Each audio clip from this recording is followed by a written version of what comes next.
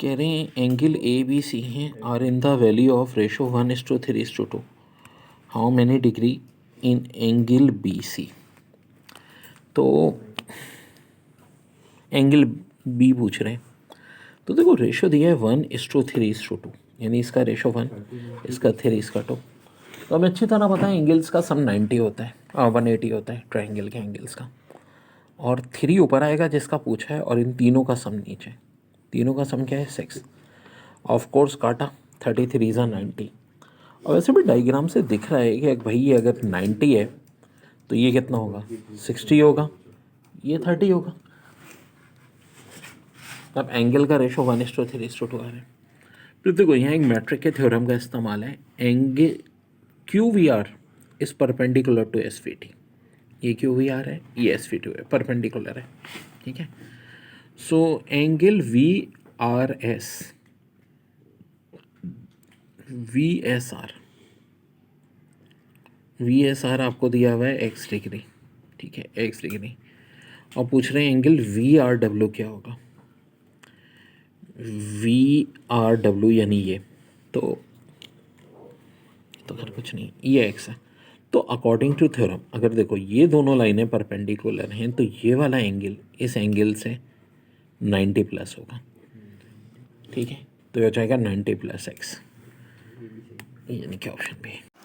और देखो ये एंगल है एक 50 का, ये एक एंगल है 70 का, और आपको यहाँ सम चाहिए. सो आपको इसमें जो बेसिकली कह रहे हैं, तो देखो ये एक है फिर इंटरनल एंगल, ये इंटरनल एंगल. तो देखो एक्सटर्नल एंगल इनका सम होगा कब? देखो ये दो लाइन क्या है आपस में? फिर पैरेलल है. और ये एक वी की शेप है. तो जो वी की शेप के अंदर के दोनों एंगल्स हैं ना, ये हमेशा इस बाहर वाले के इक्वल होंगे. तो सम इसका हो जाएगा 120. देखिए बड़ा अच्छा कॉन्सेप्ट होता है स्ट्रेट लाइन का. जैसे कि ये स्ट्रेट लाइन है, एक ये स्ट्रेट लाइन है, एक स्ट्रेट लाइन है, ये सब के आपस में पैरेलल. तो जो दोनों स्ट्रेट लाइन है इनके जो एंगल्स का सम होगा ये कितना होगा? 180 होगा. और इधर का सम भी कितना होगा? 180 होगा. ठीक है, सम 180 होगा. अब इसका मतलब है कि भाई इसका और इसका सम 180, इसका और इसका सम भी 180. ये लाइंस के एक दूसरे के पैरेलल हैं. अब जैसे कि देखो ये है 110 डिग्री. ठीक है, ये और ये दिया 120 डिग्री, और आपसे इस एंगल का सम पूछ रहे हैं. देखो बड़ा ज़बरदस्त क्वेश्चन है. यानी कि जैसे कि देखो ये 110, 110, तो ये टोटल एंगल का सम पूछ रहे हैं. अब देखो बड़ी आसान ट्रिक है. अभी मैंने कहा कि भाई ये जो एंगल का सम है इतना, ये 180 होगा. ठीक है, ये 110 है तो ये क्या होगा? 180 में से 110 माइनस कर दो, 70. अच्छा ये 180 होगा तो 180 में से 120 माइनस कर दो, ये 60. 60 और 70 का सम कितना होगा मेरे बच्चों? 130. तो ये हमारा आंसर हो जाएगा 130 डिग्री.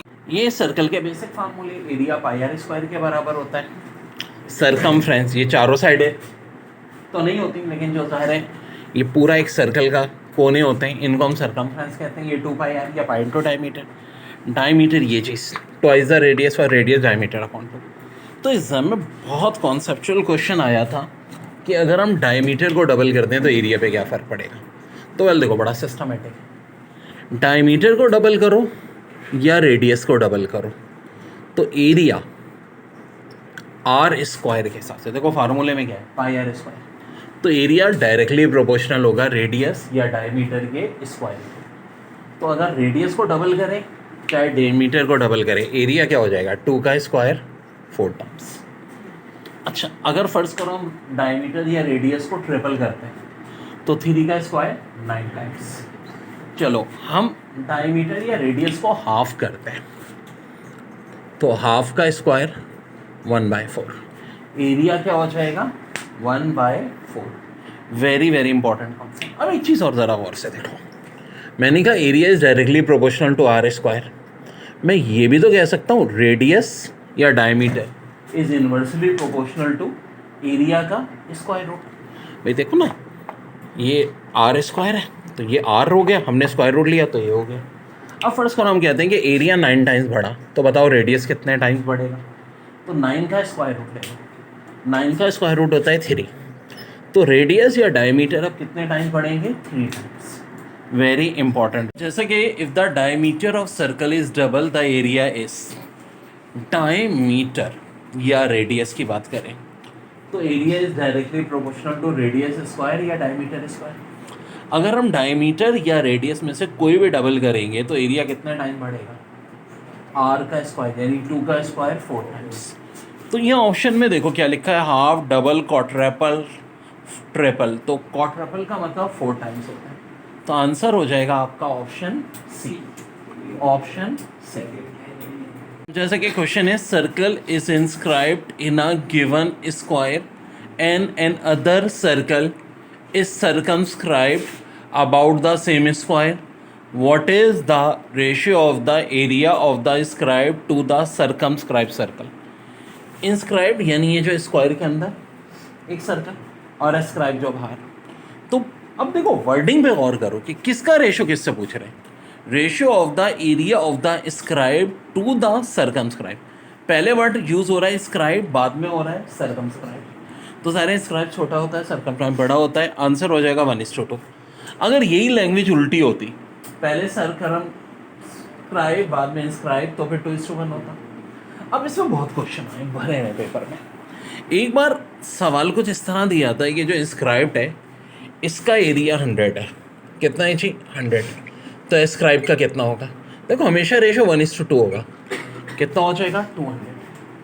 एक बार उल्टा आया था कि इंस्क्राइब्ड का एरिया 2000 है तो इंस्क्राइब का 1000। इसी तरह इंस्क्राइब का दिया था 273, तो इंस्क्राइब्ड का 273 का डबल 546। ये बड़ा अहम डिजिट है, 273 का डबल 546 है, ये आपको याद होना चाहिए। बड़ा अच्छा सवाल है, if the circumference of one circle is 44 centimetre and that of another is 22 centimetre, what is the ratio of their square? तो भाई बात ये है, दो सर्कमफ्रेंस दिए हैं सर्कल के, एक की वैल्यू 44, एक की 22। वेल 44 और 22 का रेशियो क्या होता है? 2:1 होता है। 22 के टेबल से कट जाएगा।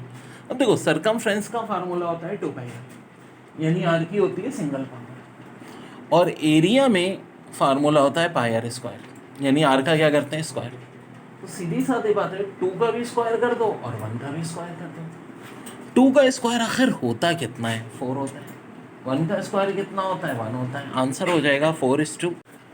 देखो अब क्या है, बड़ा अच्छा सवाल, if the ratio of area of 2 circle is 16:9 the ratio of their circumference. तो देखो कॉन्सेप्ट पहले समझो कि भाई दो चीज़ें होती हैं, एक एरिया ऑफ सर्कल, एक सर्कमफ्रेंस। सर्कमफ्रेंस का फार्मूला होता है 2 पाई आर और एरिया का फार्मूला होता है पाई आर। वेट अ मिनट, दोनों में आर का जिक्र है, लेकिन सर्कमफ्रेंस में आर की एक पावर है, एरिया में आर का स्क्वायर है। तो अब ये फिलहाल इस सवाल में एरिया का जो रेशो दे रहे हैं 16:9, ठीक है, दोनों एरियाज का रेशो कह रहे हैं कि सर्कमफ्रेंस का रेशो क्या होगा। तो सीधी सादी बात है कि 16 किसका स्क्वायर होता है? 4 का। 9 किसका स्क्वायर होता है? 3 का। आंसर हो जाएगा 4:3। ठीक है जी, आंसर हो जाएगा 4:3। ठीक है जी। ये देखिए बड़ा अच्छा सवाल है, if circumference of a circle is less than 10 pi which of following could be area of the circle. अगर सर्कमफ्रेंस सर्कल का लेस देन 10 पाई है तो कौन है जो सर्कल का एरिया होगा? वेल बड़ा अच्छा सवाल है। 2 पाई आर लेस देन 10 पाई, तो मैथ्स के रूल कहते हैं 2 पाई उधर जाके डिवाइड होगा 10 पाई से, और पाई पाई कैंसिल, 10/25। इसका मतलब रेडियस जो है वो लेस देन 5 है। देखो एरिया ऑफ सर्कल का फार्मूला होता है पाई आर स्क्वायर। अगर फर्ज करो रेडियस 5 होता तो 5 का स्क्वायर 25 पाई आंसर होता, लेकिन चूंकि रेडियस 5 से लेस है इसलिए आंसर 25 से लेस होना चाहिए। ऑप्शन में देखो कौन सा ऐसा ऑप्शन है जो 25 से लेस है? जी हाँ, ऑप्शन ए है जो 25 से लेस है। ज्योमेट्री के प्रॉब्लम एग्जाम में बहुत आए हैं। What is the circumference of circle with radius 8? अगर रेडियस 8 है तो सर्कमफ्रेंस सर्कल का क्या होगा? वेल देखो सर्कल के अंदर ये जो पार्ट होता है पूरे का पूरा ये डायमीटर होगा और ये होगा रेडियस और सरकमफ्रेंस ये साइडों का सम। तो सरकमफ्रेंस बराबर होती है 2 पाई आर के। आर की जगह 8 है, 8 2 सा 16, आंसर होना चाहिए 16 पाई। ऑप्शन में देखें कोई ऐसा ऑप्शन है? बिल्कुल है जी, 16 पाई इज आवर आंसर। देखें लाइन्स एंड एंगल्स के जो सवाल आए पास पेपर में ज्योमेट्री के, कह रहे हैं एंगल डी बी ए। डी बी ए असल में देखो बी सेंट्रल है ना, तो डी बी ए का मतलब ये हो जाएगा 39 डिग्री दिया है। एन एफ बी ई 79 दिया हुआ है। तो कह रहे हैं एंगल जी बी सी कितना होगा? जी बी सी यानी ये वाला। अब देखो एक बात सुनो,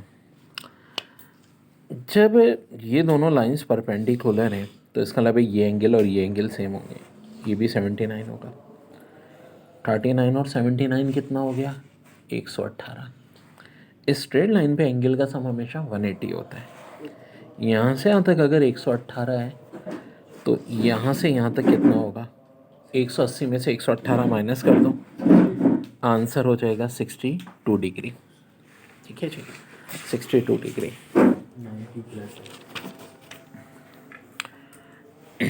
यहाँ देखिए बड़ा अच्छा सवाल है। Triangle A B C below, A B C C A सब बराबर नियम है। बराबर नियम है तो इक्विलेटरल ट्राइंगल है।